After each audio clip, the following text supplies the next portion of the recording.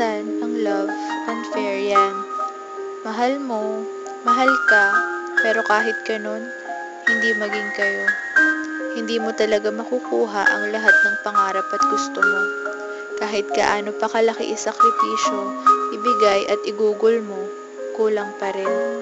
Ang akala mong sapat at sobra ay hindi pa rin. Ang tama at mali, hindi mo na alam. Ano nga ba ang tama sa mali? Tama ba na kahit nasasaktan ka na, ipinagpapatuloy mo pa?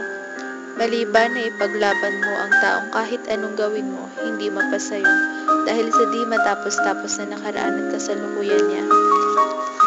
Sarado kasi ang isip niya sa mga bagay na maaaring pumuno sa hinaharap niya.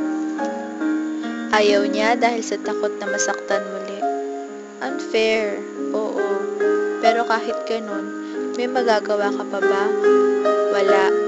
Akala mo ba madaling mag-move on sa mga bagay na katulad nito? Maaari. Pero sa totoo lang, hindi. Para kang kumakapit sa isang taling hindi mo alam kung matibay ba para kapitan mo.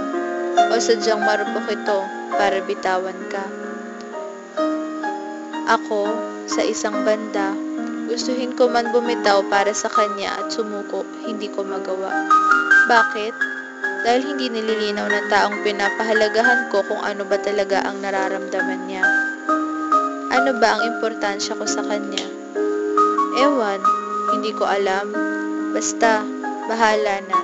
Nasasaktan ako. Paulit-ulit na lang. Bakit hindi pa matapos sa sagot na oo at hindi? Gusto mo ba na mawala ang nagpapahalaga sa'yo dahil sa mga maling sagot mo?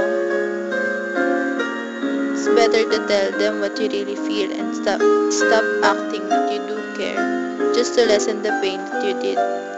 Mas mabuti nang masaktan siya dahil sa totoo ang sinasabi mo kaysa magsinungaling ka para mabawasan ang guilt mo. Pero kahit ganun, at the end of the day, you will strive hard and do everything just to make the one you love happy, regardless of being hurt and in pain. Kasi pag hindi ka naging tanga, hindi love yun. We always have to make things be easier for them, but on the other hand, it's more complicated than ours.